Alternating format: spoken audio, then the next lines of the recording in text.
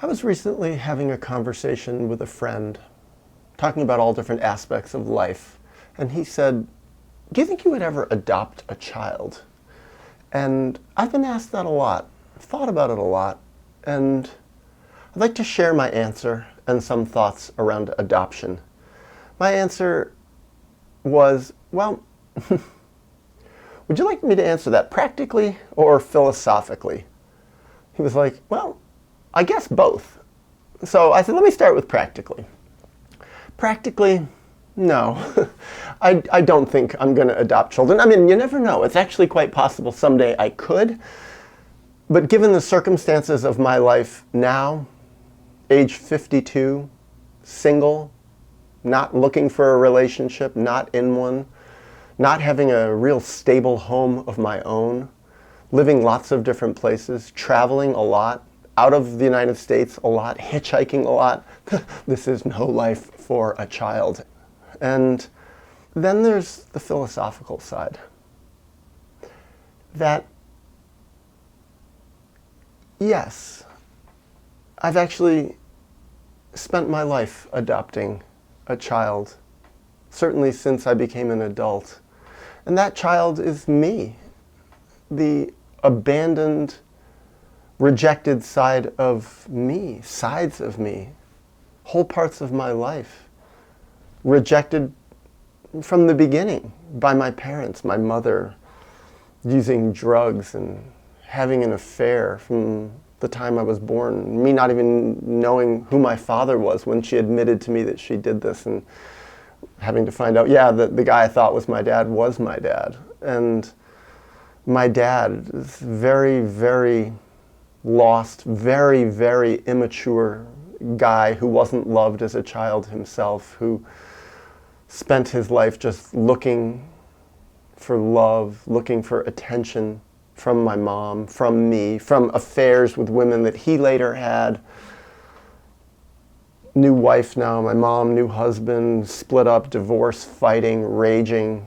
It's like my parents were threatened by me. They didn't love me. They didn't love each other. They didn't love their own selves. They hadn't adopted themselves. They hadn't gone through the process of reclaiming their abandoned, rejected, neglected child from their own history. The child, that raging, sad, neglected child that ruled their life through an adult pose. That's why my parents married. They were looking for each other to adopt them. My dad wanted my mom to adopt him and love him and be his parent, and my mom wanted that from my dad. They both chose impossible people who were actually very much like each other. And I think this is very common in the world. I think this is why a lot of people, most people, certainly many people get into relationships. This, I think, for many people is the definition of love for them. Being in love, for sure. It's like this magical fantasy that the other person will make up for all the things that my parents didn't do for me when I was little. I've certainly learned this the hard way in my own life, having played out this fantasy, this dynamic many, many, many times. The parental rescue fantasy in the other woman, she will love me, she will be my parent. And me eventually realizing more and more strongly that it's my job to adopt myself, to take on this sacred role of nurturing this wounded, abandoned child who someone else failed terribly, someone else who created this child who couldn't do the job or didn't do the job or didn't want to do the job. So common in children. But then, to get back to the practical, I think of all my years as a psychotherapist, working with many, many people who had been adopted along the way. Some when they were babies, some when they were little kids, some when they were teenagers, and hearing again and again and again about stories of trauma before they were adopted, stories of primal rejection, primal abandonment by their biological parents. Perhaps they didn't even know who their biological father was. Perhaps their mother didn't even know their biological mother. But being rejected, a terrible abandonment for a child. Perhaps a fundamental trauma. Certainly as they got older, being rejected, when they knew it, when they felt it all the way through their skin and bones, a terrible trauma, and then someone else took them in. In my life, in my 52 years now, I have heard quite a number of stories. I was going to say a lot, I don't know if it's a lot, but definitely quite a lot, from people who were adopted who said they had really wonderful experiences with adoptive parents. Most of these stories I've heard outside of the psychotherapy office, but people who were raised in loving families with parents who they really felt very blessed to meet, to connect with, to have take them into their lives. But then I've heard a lot on the other, way more on the other end of the spectrum. I think of a book that I read a few years ago. I actually put a blurb on the back. It moved me that much. It's called Something to Say by Leanne Summerfield, an artist who wrote about her story of being adopted by two well-off religious people and how sick these parents were to her and to her adoptive brother. Like, flat out abusive to these little children. And then you ask the question, why did these parents adopt children if it seemed like the main thing they got out of it was abusing them? But then actually the main thing also is they got to put on a show, look how wonderful we are for having adopted these two abandoned, neglected little children.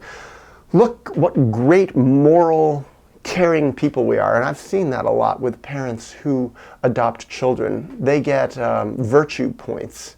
They get to become very grandiose in society. Look, I have adopted rejected, neglected children. See what a great human being I am. And I've even heard some tell me directly, look, I've adopted this little minority child that nobody else wanted.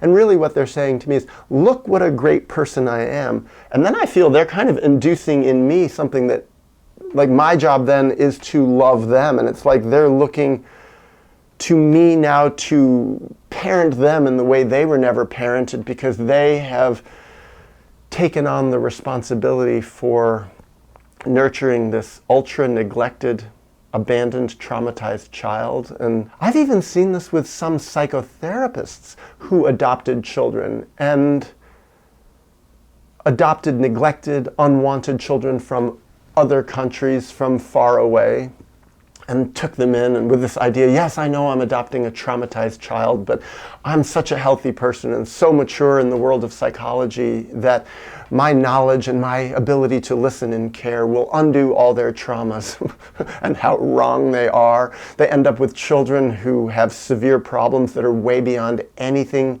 they can handle. I've even heard stories of these people giving the children back. I can't handle this children. This problem is beyond. This is a neurological problem. This child is so impossible that nobody can handle them. This child needs to be institutionalized, needs to be on heavy medications for life, etc. And it's like, what kind of a parent are you? And if you really were anything resembling a good psychotherapist, you would have foreseen all this before you went out of your way to go to another country multiple times to adopt some rejected, traumatized, unwanted child of age 3, 4, 5, 6 out of an orphanage. And also, if you went to all that effort to adopt a little blonde-haired, blue-eyed baby from a faraway country, why didn't you just adopt someone in your own city who lived a mile away from you? There's so many people everywhere, if you really want to adopt, who are right near you. They might not be, well, the right color, the right race, the right this, the right that. And that's the other side is,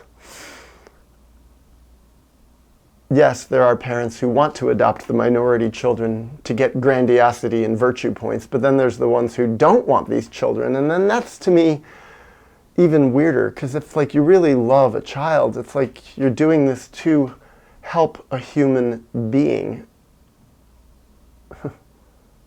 And they're right there. we live in a world of so many needy children. I mean, I'm in New York City right now. How many needy children are there? Nobody wants them. They've been forgotten and abandoned. Their parents may be dead, or sadly enough, their parents may not be dead. Their parents can't take care of them, had them arbitrarily, and I don't know. But then there's this other weird dynamic I've seen with adoption. I never thought of it until I heard the story many times, and then it suddenly formulated in my mind as, this is a common pattern, that parents who adopt children, not infrequently, have an attitude. They don't even know it themselves, but it's the attitude they have. And I felt this with the parents in that book, Something to Say, that because they have adopted a child who is so primally rejected, neglected, and unwanted by their biological parents, that they feel it gives them, the parents, the liberty to abuse this child. It's almost like they get a get-out-of-jail-free card. Well, I've already adopted someone else's problem, so in a way this gives me the right, because I am now their savior, to act out my own unresolved, unconscious abuse on this child. And I think that's very common. It's common with parents in general, that parents in general have children with the unconscious intention of acting out their abuse on them. That is, I created you, that gives me the right to also harm you, to let out my rage on you, let out my hurt on you, let out my perversion on you.